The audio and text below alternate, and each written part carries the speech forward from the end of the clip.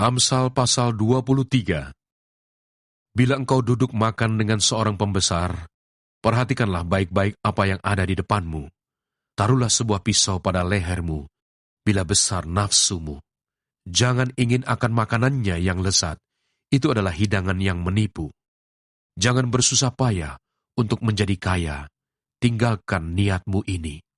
Kalau engkau mengamat-amatinya, lenyaplah ia, karena tiba-tiba ia bersayap, lalu terbang ke angkasa seperti Raja Wali. Jangan makan roti orang yang kikir, jangan ingin akan makanannya yang lezat. Sebab seperti orang yang membuat perhitungan dalam dirinya sendiri, demikianlah ia. Silakan makan dan minum, katanya kepadamu, tetapi ia tidak tulus hati terhadapmu. Suap yang telah kau makan, kau akan muntahkan, dan kata-katamu yang manis kau sia-siakan. Jangan berbicara di telinga orang bebal, sebab ia akan meremehkan kata-katamu yang bijak. Jangan engkau memindahkan batas tanah yang lama dan memasuki ladang anak-anak yatim. Karena penebus mereka kuat, dialah yang membela perkara mereka melawan engkau. Arahkanlah perhatianmu kepada didikan, dan telingamu kepada kata-kata pengetahuan. Jangan menolak didikan dari anakmu, ia tidak akan mati kalau engkau memukulnya dengan rotan. Engkau memukulnya dengan rotan, tetapi engkau menyelamatkan nyawanya dari dunia orang mati. Hai anakku, jika hatimu bijak, hatiku juga bersukacita. Jiwaku bersukaria kalau bibirmu mengatakan yang jujur. Janganlah hatimu iri kepada orang-orang yang berdosa, tetapi takutlah akan Tuhan senantiasa. Karena masa depan sungguh ada, dan harapanmu tidak akan hilang. Hai anakku, dengarkanlah dan jadilah bijak. Tujukanlah hatimu ke jalan yang benar. Janganlah engkau ada di antara peminum anggur dan pelahap daging, karena si peminum dan si pelahap menjadi miskin, dan kantuk membuat orang berpakaian compang-camping. Dengarkanlah ayahmu yang memperanakan engkau, dan janganlah menghina ibumu kalau ia sudah tua. Belilah kebenaran, dan jangan menjualnya. Demikian juga dengan hikmat, didikan, dan pengertian. Ayah seorang yang benar akan bersorak-sorak. Yang memperanakan orang-orang yang bijak akan bersukacita karena dia. Biarlah ayahmu dan ibumu bersukacita, biarlah beria-ria dia yang melahirkan engkau. Hai anakku, berikanlah hatimu kepadaku, biarlah matamu senang dengan jalan-jalanku. Karena perempuan jalang adalah lubang yang dalam, dan perempuan asing adalah sumur yang sempit. Bahkan seperti penyamun ia menghadang, dan memperbanyak pengkhianat di antara manusia. Siapa mengaduh? Siapa mengeluh? Siapa bertengkar? Siapa berkeluh kesah? Siapa mendapat cedera tanpa sebab? Siapa merah matanya? Yakni mereka yang duduk dengan anggur sampai jauh malam, mereka yang datang mengecap anggur campuran.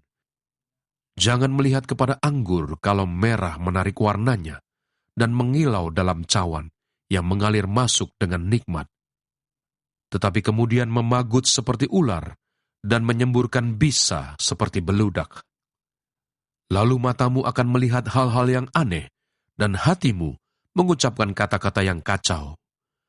Engkau seperti orang di tengah ombak laut, seperti orang di atas tiang kapal. Engkau akan berkata, orang memukul aku, tetapi aku tidak merasa sakit. Orang memalu aku, tetapi tidak kurasa. Bilakah aku siuman, aku akan mencari anggur lagi. Amsal pasal 24. Jangan iri kepada orang jahat, jangan ingin bergaul dengan mereka, karena hati mereka memikirkan penindasan, dan bibir mereka membicarakan bencana. Dengan hikmat rumah didirikan, dengan kepandaian itu ditegakkan, dan dengan pengertian kamar-kamar diisi, dengan bermacam-macam harta benda yang berharga dan menarik. Orang yang bijak lebih berwibawa daripada orang kuat, juga orang yang berpengetahuan daripada orang yang tegap kuat. Karena hanya dengan perencanaan engkau dapat berperang, dan kemenangan tergantung pada penasihat yang banyak. Hikmat terlalu tinggi bagi orang bodoh. Ia tidak membuka mulutnya di pintu gerbang. Siapa selalu merencanakan kejahatan akan disebut penipu. Memikirkan kebodohan mendatangkan dosa, dan si pencemooh adalah kekejian bagi manusia. Jika engkau tawar hati pada masa kesesakan, kecillah kekuatanmu. Bebaskan mereka yang diangkut untuk dibunuh. Selamatkan orang yang terhuyung-huyung menuju tempat pemancingan. Kalau engkau berkata, sungguh kami tidak tahu hal itu, apakah dia yang menguji hati tidak tahu yang sebenarnya? Apakah dia yang menjaga jiwamu tidak mengetahuinya dan membalas manusia menurut perbuatannya? Anakku, makanlah madu, sebab itu baik, dan tetesan madu manis untuk langit-langit mulutmu. Ketahuilah, demikian hikmat untuk jiwamu. Jika engkau mendapatnya, maka ada masa depan, dan harapanmu tidak akan hilang. Jangan mengintai kediaman orang benar seperti orang fasik. Jangan merusak rumahnya. Sebab 7 kali orang benar jatuh, namun ia bangun kembali, tetapi orang fasik akan roboh dalam bencana. Jangan bersuka cita kalau musuhmu jatuh. Jangan hatimu beria-ria kalau ia terperosok, supaya Tuhan tidak melihatnya dan menganggapnya jahat, lalu memalingkan murkanya daripada orang itu. Jangan menjadi marah karena orang yang berbuat jahat. Jangan iri kepada orang fasik, karena tidak ada masa depan bagi penjahat. Pelita orang fasik akan padam. Hai anakku, takutilah Tuhan dan Raja. Jangan melawan terhadap kedua-duanya. Karena dengan tiba-tiba mereka menimbulkan bencana, dan siapa mengetahui kehancuran yang didatangkan mereka? Juga ini adalah amsal-amsal dari orang bijak. Memandang bulu dalam pengadilan tidaklah baik.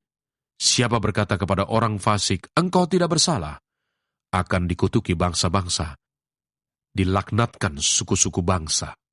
Tetapi mereka yang memberi peringatan akan berbahagia. Mereka akan mendapat ganjaran berkat. Siapa memberi jawaban yang tepat, mengecup bibir.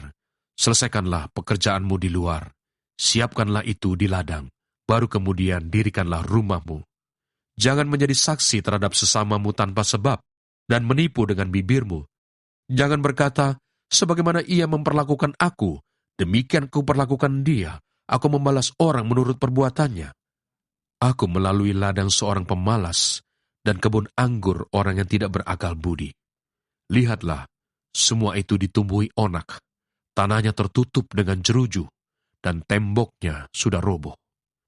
Aku memandangnya, aku memperhatikannya, aku melihatnya dan menarik suatu pelajaran. Tidur sebentar lagi, mengantuk sebentar lagi, melipat tangan sebentar lagi untuk tinggal berbaring. Maka datanglah kemiskinan seperti seorang penyerbu, dan kekurangan seperti orang yang bersenjata.